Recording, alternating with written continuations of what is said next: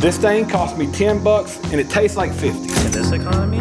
We're gonna take this dry, flavorless log of meat and we're gonna turn it into something that your cousin takes to the next cookout to prove to everyone that he's doing better. Brined, seasoned, smoked by the Weber Smokey Mountain. This thing pulled the full phoenix. It died, it's born again, and it's here to bless your sad little paper plate. When you cook like this, everyone's a winner. Got a damn bird in here, man. What? If it ain't the cicadas, it's the birds. There may be millions of them in a single acre of land. I'm Joe, and this is Fork and Embers. I do barbecue in all of its forms. Low and slow, hot and fast, cheap, deep dives, tutorials, experiments, this, that, pretty much anything barbecue. Today, we're taking on the pork loin. It's cheap. I paid $10, got 5 pounds of meat. That's a deal. I mean, it's lean, it's dry, it's so dry, it's wrinkly inside. But if you treat it right, show it some love, a little bit of brine, some rub, some smoke, you can turn it into something that's so good, it's gonna make your neighbors peek over the fence. Hi-ho, neighbor. But today, we are throwing it on the Weber Smokey Mountain. We're gonna start low and slow, then we're gonna crank that temperature up and start glazing it until it's shinier than my forehead after filming all day in this Kentucky humidity. If you like my content, you like what I'm doing, you want me to do more of it, go check out my Patreon. Once there's enough people over there, it'll allow me to do more content, drop more videos, more complex videos, pretty much do less of anything that's not this. So go check that out, link is in the description. Also, if you just want to subscribe to my channel and like the video, that also helps, but let's smoke something.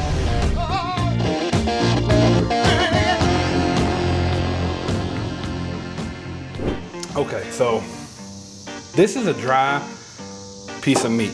Very lean, pretty much no fat, except for the fat that you see on the outside. What that means is it's a prime suspect that needs to be brined. Now you can do seasonings, aromatics, pretty much a bouquet of shit that's dying in your refrigerator. Throw it together, throw it in here, whatever. But we're bringing the flavor with the rub, the smoke, the glaze. So we got that covered. I just want to retain as much moisture as I possibly can. So we're gonna do a saltwater brine. Makes it simple, cheap, easy to throw together. Everybody's got salt in their pantry, hopefully. So what you need to do is for every quart of water that you use a 1/4 cup of salt. We're using 2 quarts of water. We're gonna do a 1/2 cup. And I like doing it like this because I don't have to break out the stove. Just gotta make sure to mix it really well. Beautiful. Take this big log of meat, stick it in there. Pretty much all of it should be covered. What I'm gonna do next, throw it in the refrigerator. It's gonna sit there for however much time you have. Overnight's best, but you can do a few hours. You're still gonna get good results. Better than if you did nothing. And next, I'll show you how to make the simple rub that we're using, but it slaps. Okay, so let's make this rub. Very simple. What we're gonna start with is some salt.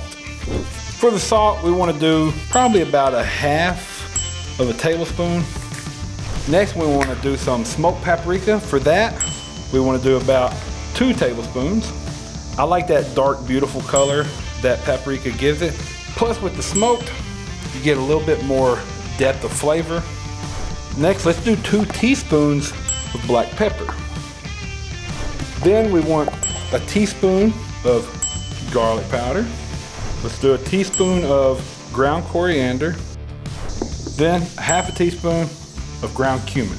You know, I was gonna throw some lemon zest powder in this so that you get that little tropical wave to hit you in the face. Hey, how about a nice lemon zest powder? Sure.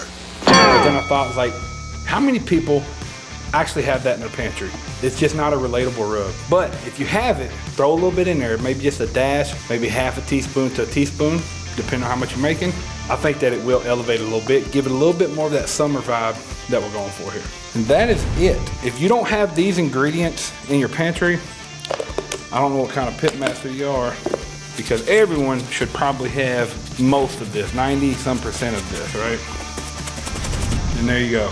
Should be that consistency and that color. Set it aside, and I'll be back when that pork loin is done brining, and I can show you what we do next. So with the magic of television and editing, it's been about 4 hours. So now what we want to do, get this thing out of here. We want to get it pretty dry, about as dry as we can get it. Get you some paper towels and just pat it dry. Not rocket science. After that, we are ready to put this seasoning on. I like throwing just a little bit there on top, keeps it from leaking everywhere, and then I toss it over. I like to season with my hand.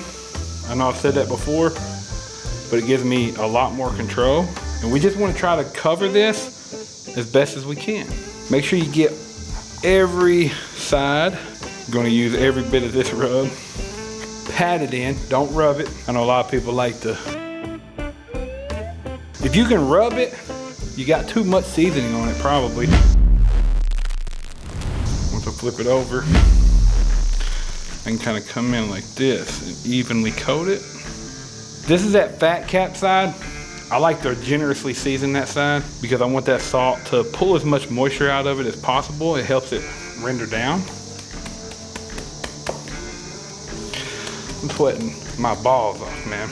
It is so hot here in Kentucky. Well, I guess it's less hot and it's more humid. These damn cicadas, they got to go on somewhere. Like, I think we're gonna have them until the end of June.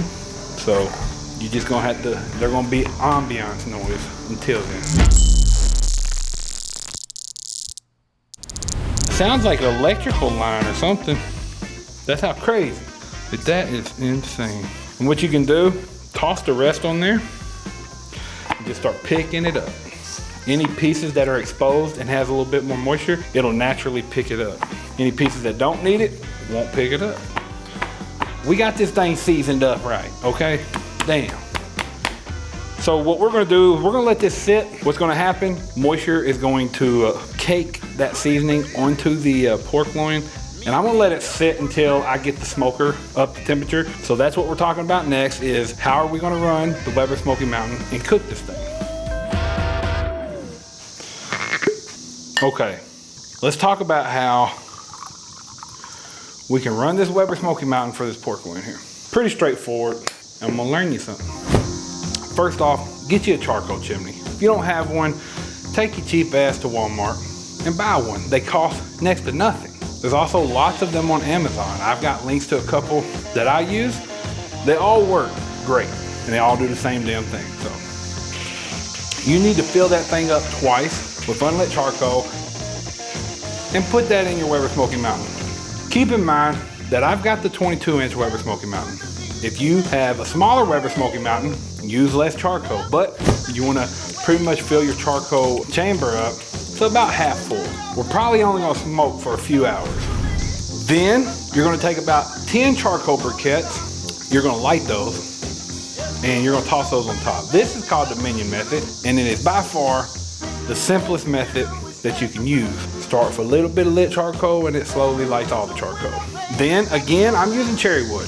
Throw 3 to 5 chunks of cherry wood on to the lit briquettes. Go ahead and throw them on now before we put the smoker back together. I like to do that because by the time I get the temperature right, the wood's burning clean.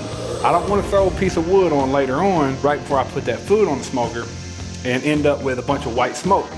I mean, it's not the worst thing in the world, but I personally get better barbecue when it's a clean burn throughout. It doesn't have to be clear and blue, but it's got to be not billowy and thick. That's not good. Now we're going to assemble the smoker, put the cooking chamber on, leave the water pan in the smoker. Do not put water in it. If you put water in it, it's going to make it hard to bring the temperature up later on when we're trying to glaze and get like a nice color and heat onto the pork loin. So put your cooking chamber on, then put your lid on, and what we're gonna do is we wanna run the smoker between 225 and 250. I know it's difficult to run it that low with no water in the pan, so what you wanna do is you damn near wanna shut off all the bottom vents. So you got 3 vents on the bottom, shut off 2 of them, almost completely, right? Leave one just open enough to be able to put the tip of a pencil in, maybe like a 1/4 inch. I'm telling you, it's not gonna put the fire out. The smoker, it leaks enough to where it's still getting oxygen, so don't worry about that. Then on the top vent, we wanna keep it shut to where it also has about a 1/4 inch to 1/2 inch clearance there. That's gonna allow that smoker to slowly come up. It might take 20 to 30 minutes to get your smoker up to 225. But anywhere from 225 to 250 is perfect. Now, once you see clean smoke and your temperature is stabilized at 225 to 250, let's go ahead and throw the pork loin on the smoker. We want to smoke it until it reaches an internal temperature of about 110 to 120. At this point, we want to open all the vents and open the top vent. We want the smoker hotter than a goat's ass in a pepper patch. Like, we want it blazing hot. So at this point, we want to start glazing it. You're gonna need honey, juice, and zest of a lime. Have jalapenos, throw them in there. That's okay to leave whole jalapenos in there because we're gonna fish them out at the end before we glaze. We're gonna throw in some apple cider vinegar, salt, and pretty much reduce that down. And then when you've got it down to the consistency that you like, let's toss in about a tablespoon of butter. That's gonna balance out all that vinegary flavor, and it's gonna give it a nice sheen so it looks really pretty when you go to put it on that pork loin. And pretty much from that point on, you're gonna be glazing the pork until it reaches 140 degrees internal. And that temperature on the Weber Smokey Mountain should be anywhere from 300 to 400. If you're up more into the 400 range, just watch that you don't actually burn the sugar that you're putting on the loin. Once it reaches 140, you're done. Pull it off, let it rest, and then slice into the best pork loin that you've ever had.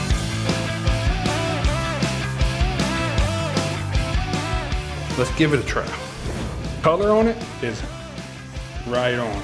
That's what you want right there.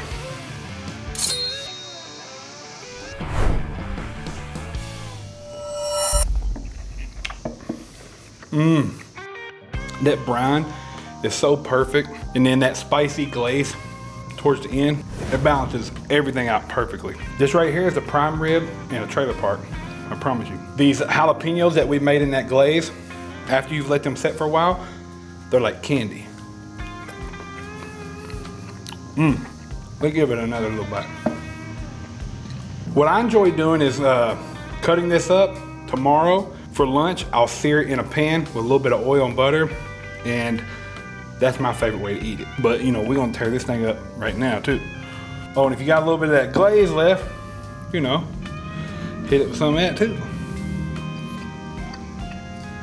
Wash it down with some bourbon. Can't beat that. And that's it, folks. If you mess that up, might be time to sell the smoker, pack it in, because if you mess this up, you're in real trouble. But look here, if you like what I'm doing, you want to support me outside of YouTube, you know, if you like the video, subscribe, that's perfect. But if you want to get more content while supporting me, go check out the Patreon. The link's in the description. And till next time, I'll catch you on a flippity flop.